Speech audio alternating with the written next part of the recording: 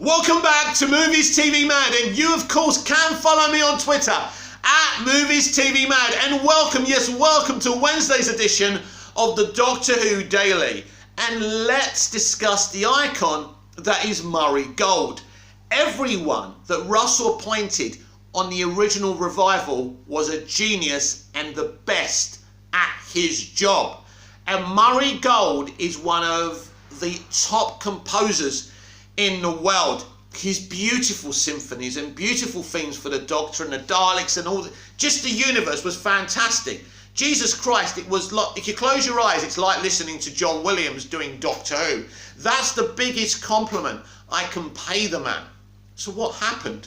Well, as we got to the later seasons after Russell left, people were accusing Murray's music of not being as inspired anymore. But then I think when Moffat's storytelling wasn't inspired anymore, you can hardly expect the composer to be inspired. But by the way, his music was still great and people were talking nonsense. But people did start picking at the music of Murray Gold, which was ridiculous, but that's WhoTubes. Elite WhoTubers are a big problem. Why do I really want to talk about Murray Gold? Because as we know, when Stephen Moffat stepped down, Murray Gold was no longer going to do the music. So they brought in somebody else to do the music. Now, a lot of people, again, elite YouTubers, were telling me it's because Murray didn't want to do it anymore. He needed a break. That's not the reason. It was all about the inclusion and representation structure at the BBC. Need I say any more? Now, the person they brought on to replace Murray is a perfectly capable composer. But you can't convince me that that guy is anywhere near the musical genius of Murray Gold. You can't. Explain to me. It was all about representation because Chibnall and the BBC were going hard. They were really going to take Doctor Who in the inclusion and representation strategy direction. And they did. Even with the composer. Imagine, think about this. Imagine losing or fundamentally making the decision to remove a composer because he's a white man. That's what I'm alleging. I've got no facts, I've got no proof, I've just got my own eyes and ears. It's pretty obvious, right? So they brought a composer of colouring. Now, again, as I said, he's a perfectly capable composer. But he's not Murray Gold. He's nowhere near as good as Murray Gold. I always thought you bring the best people in. Now, a lot of people say just because Russell T Davies brought in Murray Gold, it doesn't mean he's going to bring him back. Some of these people, these politicians who follow Doctor Who now, don't want Murray Gold to come back. And it's nothing to do with his ability as a composer. It's because he's a white man. So they want to keep the representation and inclusion kind of, person there, right? So they're saying it's not fair, it's a betrayal. That's his name. I forgot his name, sorry. Sagon Akinola. So there's a few people who don't want Sagon Akinola to be removed. But at the end of the day, what you're going to find with Bad Wolf Productions is they're going to do whatever the fuck they want. And they're not even going to respond when you complain. They're just going to make decisions to make Doctor Who the best that it can be. So they're not going to start apologising to you every 5 minutes like Jodie's Doctor does to her companions. This is going to be, Chibnall says running Doctor Who isn't a democracy. Well, it definitely won't be a democracy when Russell and Julie Gardner and Jane Tranter are running things. They will make decisions, uncomfortable decisions, to change Doctor Who for the better. And if political people don't like them, if, people who are part of this crazy world we live in don't like these decisions, tough. You're going to be ignored. They're not going to respond to you. They're just going to make the best Doctor Who they possibly can. And with Sony money behind them, we could really go from strength to strength with Doctor Who, and who better than Russell T Davies to do this? So yes, he will bring back Murray Gold. It's a foregone conclusion because he uses Murray Gold for absolutely everything. So, he brought Murray Gold in, and that was the right decision because he's one of the best composers in the world. The only people that are better than Murray Gold are John Williams, Hans Zimmer, Junkie XL, and these great, Jerry Goldsmith, these iconic composers from Hollywood. Murray Gold is one of the best. He's definitely the best composer in the UK.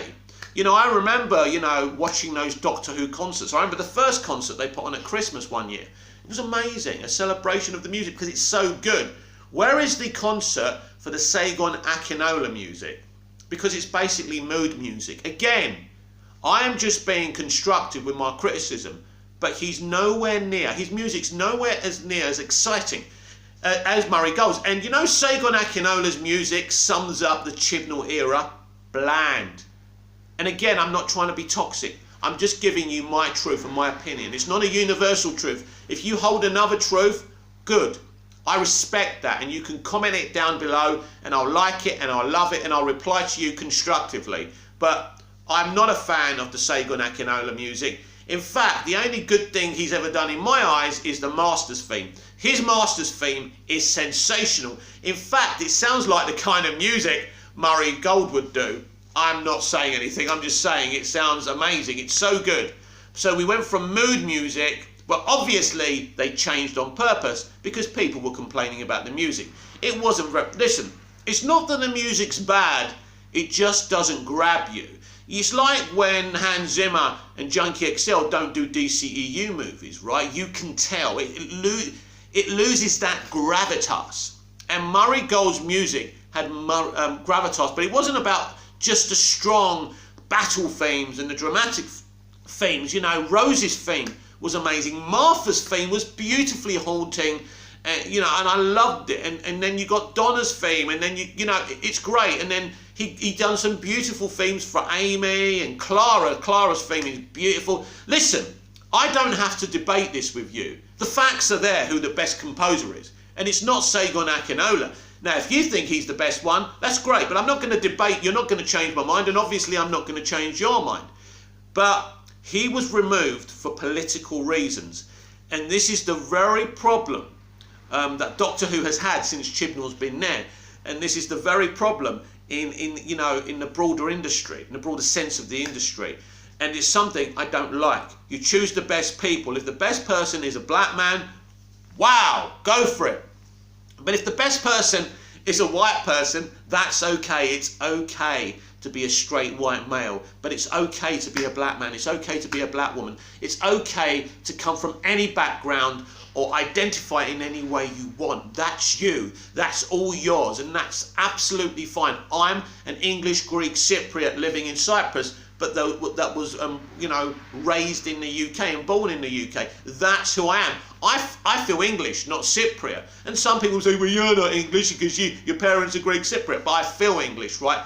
You can be and feel however you want. It's not about races, it's not about politics to me. It's about Murray Gold being one of the best freaking composers in the world, and I want him back, and many of us want him back, and I know a small portion of you don't want him back, but that's only for political reasons. When you say this is not fair, every showrunner, every director gets to choose who composes their series or their movies. Zack Snyder likes his people, Spielberg used to use John Williams, etc, etc. So every showrunner, if they want, Moffat had every right to change Murray Gold if he wanted to, but he didn't, did he? He chose to keep him because he knew he couldn't find anyone any better. It would have been dumb to change him, and Moffat changed a lot once he took over from Russell, and it's very interesting he didn't change the music. But I tell you what, in the early Moffat eras, Murray's music was delightful and very inspired, because Moffat was very delightful and inspired with what he was doing with Doctor Who at first. He lost his mojo after Matt, Karen and Arthur left. That was the problem. So if you're not getting something amazing creatively, how can you, as a composer, what can you do? It's difficult, isn't it? But I never had an issue with his music, to be honest with you. The man did fantastically well. And as I say, he's the best person. I nearly said man, but I would say person. Because there's no one else who's affordable that's in the UK that can do this better than Murray Gold. And so the removal of Murray Gold by Chris Chibnall in the BBC was disgusting. But guess what? The BBC will have no authority over Doctor Who anymore. Something I'm repeatedly telling you, and repeatedly telling you is a good thing. It is a good thing, damn it, because the decisions they've made recently are shit. Because the BBC and people like-minded like the BBC don't care about entertainment and just care about politics and representation and having one of this, one of that, one of him, one of her, one of she, him, one of him, her. You know, it goes on and on. And that's okay. There's nothing, as I've said many times on my channel, there's nothing wrong with representing the world at large. But once you ignore the creative element, the entertainment of it all, then you lose the heart of something. And Chibnall didn't seem very interested while he was doing season 11 in entertaining us. And it wasn't very entertaining. We didn't even have a story arc. And some people complained about having story arcs. So he kind of went, I won't do a story arc then. So he used the same villain from The Woman Who Fell to Earth with the kind of finale. It didn't work. And I love the actor, by the way, who played that character. And I forgot his name now. But he was okay. And he's been on Twitter and he's proud of being on Doctor Who. And I love him. But he wasn't a great villain. He played him well, but he wasn't a great villain. Let's be honest. You know, season 11 of Doctor Who is about a whimper, a big whimper. There's an episode of The X-Files titled, Nothing Important Happened Today. Well, Doctor Who season 11 may as well be titled that. Nothing important happened this season, because it didn't. So, but then I think that Segun Akinola improved with his music and made it a bit more exciting. The quality is good. He's a good composer. It's just not, I don't want mood music. I like what Murray did at the end of the day. Now, you out there may have different opinions about this, and that's totally fine. But my opinion on this is pretty straight, pure and simple, that Murray Gold must return. I believe that Russell T Davies will return Murray Gold. We won't hear anything yet. Next year's a big year, I think. Listen, the first decision they have to make is, will Jodie regenerate into the next Doctor next year? Will they be traditional? Or maybe they could do something like, at the end of her run, at the end of her final special, she doesn't regenerate, but another version of the Doctor turns up. Probably David Tennant. Just turns up and it's a cliffhanger, and then we get the kind of the anniversary special with maybe Jodie and Tennant there. And then obviously they have to make the decision then, as she does regenerate after the special. Russell may do that. He may not do that. You know, Jodie may just do an old-fashioned regeneration at the end of her final special. I mean, I would expect that. You just don't know what their plans are. But yeah, I do. So I would expect Murray Gold to be announced probably after Jodie's run for sure, and Chibnall's no longer, thankfully, working on Doctor Who. But Russell won't announce anything apart. Listen, if she's regenerating next year, then Russell's going to have to make a decision next year. But he can delay that decision by her not regenerating, because I'm assuming she would be involved in the 60th anniversary special. She would have to be. No matter what some of you who don't like her in the Chibnall era think, there's no way you can delete her from canon, and you shouldn't do that either. And you would have to use her in the 60th anniversary, as you'd have to use as many versions as the Doctor as you possibly can. So realistically, maybe it would be better to keep Jodie, and Russell would do a great job with Jodie anyway, because Jodie's not actually the problem. Chris is, in the way he's written for her. So, you know, it could be he could delay this decision for another year by keeping Jodie as the main Doctor in the specials, and then Tennant's there. Matt Smith will be involved. Matt is brilliant. Matt would never say no to coming back. Then you'd have Matt Smith written by Russell T Davies, Jodie's Doctor written by Russell T Davies, and unlike the 50th anniversary where David's Doctor was written by Stephen Moffat, and even though I think Stephen done an okay job, it still didn't feel like the Doctor we were watching from season 2 till to the end of time. So that would be great, and I think maybe that's what they'll do. Maybe they'll actually delay the decision of what Doctor they'll use by using Jodie in the 60th anniversary special. We'll have to wait and see about that. But yeah, I mean, let me know what you think. Do you think, let me ask the question to my subscribers and people watching this video, and if you haven't subscribed, why not? Yes, it's amateur, the lighting's not great, the sound's not great, but I'm talking and you can understand what I'm saying. So if you're interested in this Doctor Who conflab, just subscribe, and every day I do an edition of the Doctor Who Dailies. But please comment down below and let me know, do you think Murray Gold should return as the composer of Doctor Who. You know my stance, 100% yes. I'm always listening to his Doctor Who things, they're great. The man's amazing, he has the credentials, and I think what you're going to see with these culture wars in entertainment, and I think we'll spend the final 5 minutes of today's Doctor Who Daily discussing this. Doctor Who has been damaged by the culture wars that's been set up, you know, within the BBC and with Chris Chibnall's, you know, decisions. And in wars, nobody really wins war. There's always someone who says they win a fight or win a war, but nobody wins a war. And nobody's winning the culture war.